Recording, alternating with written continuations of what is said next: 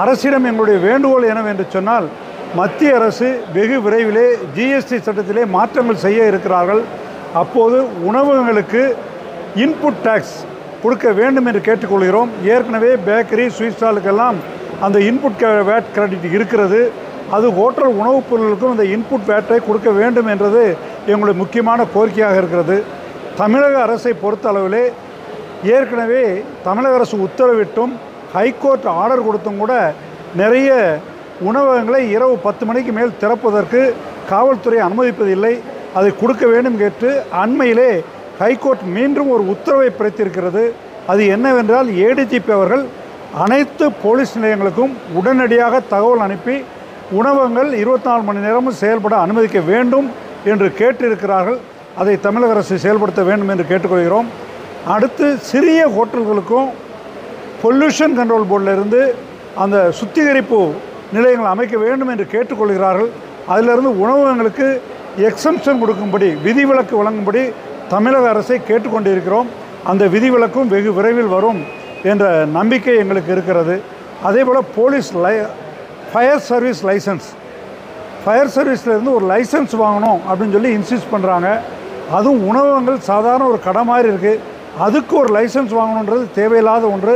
அதையும் எக்ஸம்ஷன் கொடுக்க சொல்லி கேட்டிருக்கிறோம். 2 உத்தரவும் வெகு விரைவில் வரும் என்று எதிர்பார்க்கிறோம். என்னங்க, டீ விலை உயர்வுங்க 3 ஆண்டு காலமாக ஏறக்குறைய உயர்த்தப்படாமல் இருந்தது. அதுக்கு பிறகு பல முறை காப்பி தூள் விலையும் மில்க்கு பால் விலையும் உயர்ந்திருக்கிறது. இருந்தாலும் கூட உயர்த்தப்படாமல் இருந்த உயர்வு வேறு வழி இல்லாமல் இப்போது உயர்த்தியிருக்கிறார்கள்.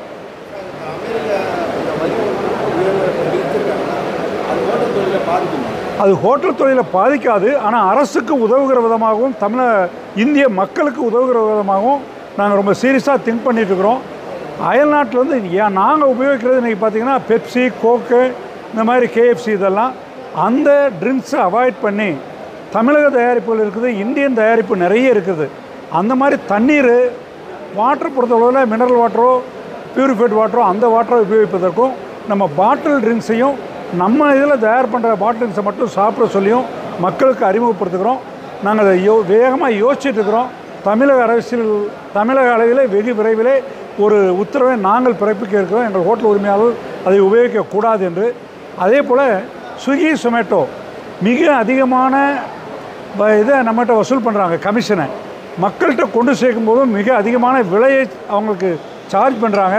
அதனால் தமிழகத்தைச் சேர்ந்த ஒருவரை வைத்து ஒரு சாரோஸ் என்கின்ற ஒரு நிறுவனத்தின் மூலமாக தமிழகம் முழுவதும் வெகு விரைவிலே ஒரு ஆப்பை இன்ட்ரடியூஸ் பண்ணி கொண்டு இருக்கிறோம். அதனுடைய புரிந்துணர்வு ஒப்பந்தம் வெகு விரைவில் நிறைவேற்ற இருக்கிறது. அது நிறைவேற்றின உடனே அதற்கான அறிவிப்பு வெளிவரும். ப்ராஜெக்டாக நிறைய இடங்களில் பண்ணிகிட்ருக்கிறோம். இதெல்லாம் வெற்றிகரமான அடுத்தால வேலூரில் அடுத்த மாதத்தில் இன்ட்ரடியூஸ் பண்ண இருக்கிறோம். இது படிப்படியாக பண்ணிவிட்டு அவங்களுக்கும் ஒரேடியாக ஏதாவது ஒரு பிரச்சனை வந்துடக்கூடாதுன்றதுனால படிப்படியாக அமல்படுத்திட்டு இருக்கிறோம்.